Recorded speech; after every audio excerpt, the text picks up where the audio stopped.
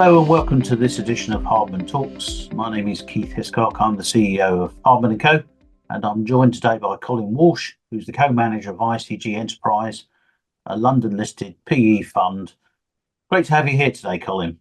Thank you very much. Great to be here. So, for our viewers, this interview is the first of two answering questions that you've sent in about ICG Enterprise. We're splitting the interview into two parts because we've had so many questions.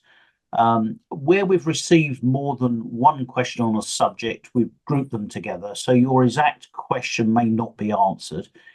If you feel you need more detail or that your question was not answered, do get in touch and we'll put it to the team. You'll find a link to the other interview attached to this. This interview is going to focus on reasons to invest, transaction activity, portfolio construction, buying secondaries, and information on the portfolio. The second interview will look at capital allocation, FX and tariffs, valuations, the discount to NAV, and market news. For background, ICG Enterprise Trust recently published its full year results. Trust, as I said, is a London-listed investment company with a market cap of approximately 750 million, standing at a 40-odd% discount to the historic net asset figure. It invests primarily in profitable, cash-generative private companies in Europe and the US to generate long-term defensive growth. They're the only UK-listed private equity investor that focuses exclusively on investing in buyouts globally. So, Colm, let's start with the obvious one. Why should I invest in ICG Enterprise Trust? That's a good question. Now, obviously, I can't give investment advice to anybody, but as the co-portfolio manager of Enterprise Trust, I think I can offer hopefully some useful perspectives. I think the main thing is by buying shares in an ICG Enterprise Trust, you're gaining exposure to what we think are a very attractive set of growing private companies. So we like investing in resilience and delivering growth. What does that mean? It means profitable, cash-generative companies across North America and Europe, established private equity markets that we believe have characteristics to grow through both favourable and less favourable economic climates. And also note that companies that are choosing to stay private for longer, to grow without the kind of very short-term perspective that sometimes the public markets offer growing companies. We believe that ICG Enterprise Trust plays a worthwhile role, therefore, in many investors' portfolios to gain access to companies with these really attractive characteristics that are, as I say, increasingly difficult to access through public markets. We have an active approach to managing our portfolio. Unlike a lot of the other listed private equity vehicles, we have a dedicated investment team that's focused exclusively on managing the investment strategy of ICG Enterprise Trust. We have a lot of dedicated portfolio monitoring exercise that allows us to make these active decisions. We recently evolved our medium-term portfolio construction targets. We're going to have more secondaries, more direct investments, like discretionary investments. We also recently, another example of this is executing a secondary sale at a 5.5% discount, a really good price, the fourth time we've done that in the last 5 years. And finally, but obviously very importantly for shareholders, we have a very shareholder-focused capital allocation policy, a 2.9% dividend yield, roughly. That gives quarterly income to investors. We have a buyback program where we've actually bought back 7% of the opening share count over the last 2.5 years. You combine those things with the investment strategy, and we believe there's a very strong proposition for shareholders. Great. Colm, what's your outlook for the next 12 months with regards to transaction activity? Is there a difference between North America and Europe in your thoughts? And even if activity slows in the near term, the secondary markets seem to be a good avenue for liquidity, which you accessed recently. How do you think about those? Yeah, so listen, it's no surprise to anybody that at the moment, things change all the time. Things have moved around on the public markets. So there's that real, the macroeconomic climate constantly changing.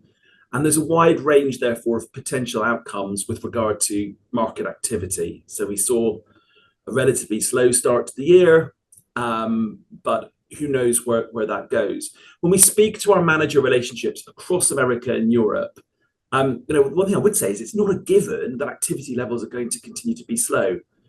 But even if exit activity is slow, I think the important thing for shareholders to understand is that we're very comfortable that we can weather through periods of low liquidity, have low gearing, low levels of overcommitment, and we have a nimble approach so we can respond to whatever the prevailing conditions are. We don't really rely on the IPO market. We get asked quite a bit about our reliance on IPOs, given the size of the companies that we invest in. And that gives us more optionality over exits. So we're not, as I say, I think the larger side of PE would have a greater reliance on IPOs, but that's not the case for our portfolio. I would say the other thing to note is that to some degree, if companies are performing well, and we've posted very strong operating performance, 15% LTM earnings growth most recently, they're continuing to compound. So we're happy for that to be the case. Because we have a conservative balance sheet structure, we're not hugely dependent on achieving certain levels of liquidity. I would say that the significant benefit of the trust structure is we're not forced sellers. So if the market's weak, we don't have to sell. It allows us to focus on the long term. I think there's a recent note by Jefferies making that point very strongly, that this structure, these listed closed-ended investment trust structure, is a superior structure for this asset class, for holding illiquid private assets if there is a kind of liquidity crunch. The other thing is, I think we always think that times of uncertainty present opportunities. So you referenced secondaries, growing asset class. We recently executed a secondary sale. How do we think about that? Is what we do is we triangulate between the price we can achieve for a fund and what we think its future growth potential is. And obviously, if you identify a fund that has on a low discount, but where the go forward returns are relatively weak, then that's an attractive sales proposition. Doesn't necessarily mean it's a bad fund. It's just that we think that in those cases that the low growth potential is not reflected in the high price, if that makes sense. And we view that as being a really important discipline part of our capital allocation policy. The other thing is that this transaction generated a really strong return, 15% IRR. But we think there's better things that we can do with the capital, whether it's new investment activity or indeed shareholder returns.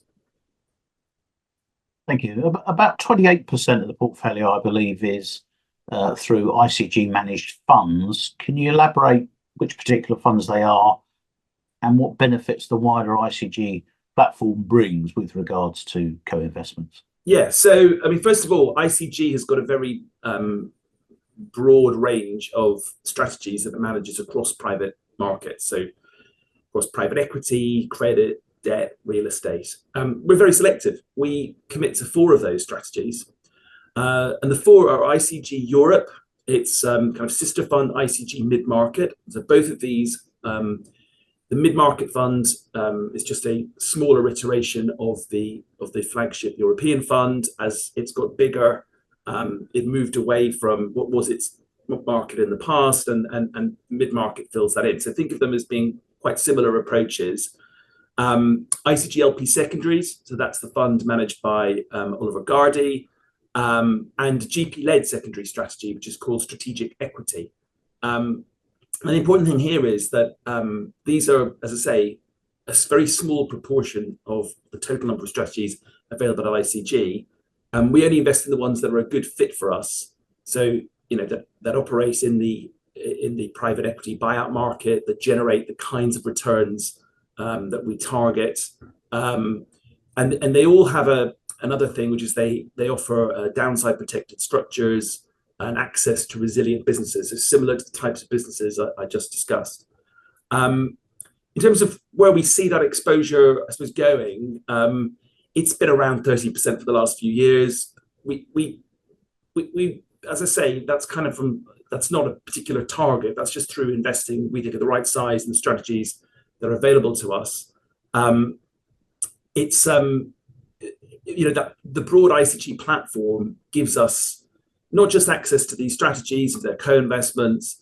I think it unlocks a lot of institutional knowledge, just a broader expertise around the global buyout market. So you asked me about market conditions. Well, I've got lots of people I can talk to in the organization who are kind of at the coalface, lending to private equity, to really understand and can see, early on can help us know what, how the market is likely to react to certain things. And finally, just worth noting, I think on ICG managed investments, it's not just those kind of qualitative benefits I outlined. It's also been, in numerical terms, very accretive to performance. We get very strong risk-adjusted returns from those strategies.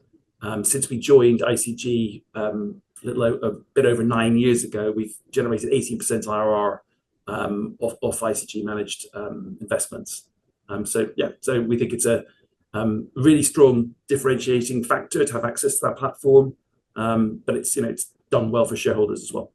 ICG is a leader in the secondary space across LP-led and GP-led secondaries. And the trust increased its secondaries target allocation to 25 to 30% earlier this year, but it's still only 15% of your portfolio. Yeah.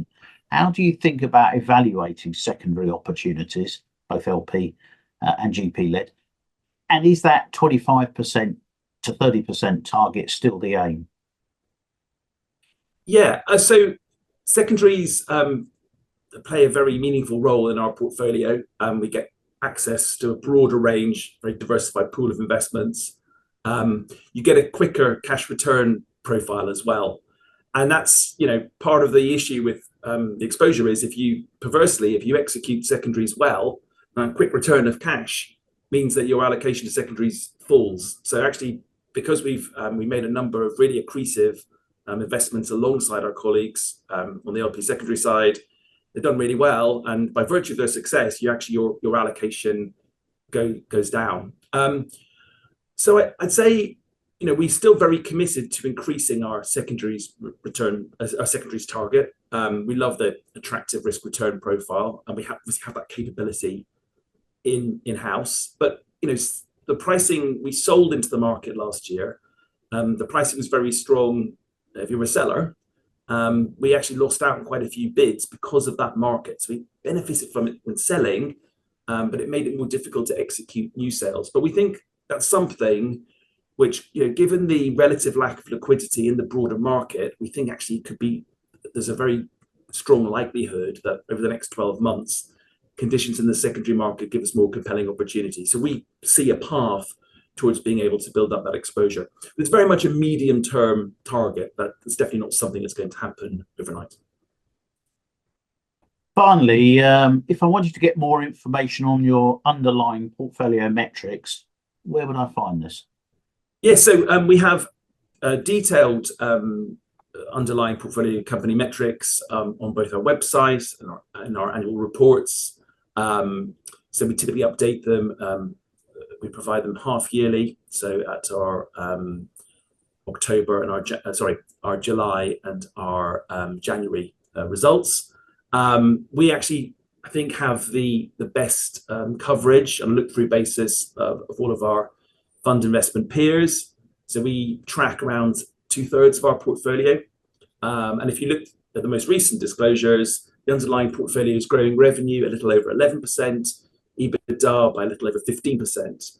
And the valuation metrics we think are quite favorable as well. So 15.2 times EV/EBITDA and a 4.4 times debt to EBITDA ratio. So obviously that might seem high, but we're very comfortable with those valuation metrics given the quality of the underlying portfolio. Colm, thank you very much for your time. No, thank you. The ICG Enterprise website, as Colm has said, has a wealth of resources for investors. There you can find more detail about the fund. As always, thank you very much for watching. Please don't forget to like this video and join in the conversation wherever you're watching, and we'll see you next time.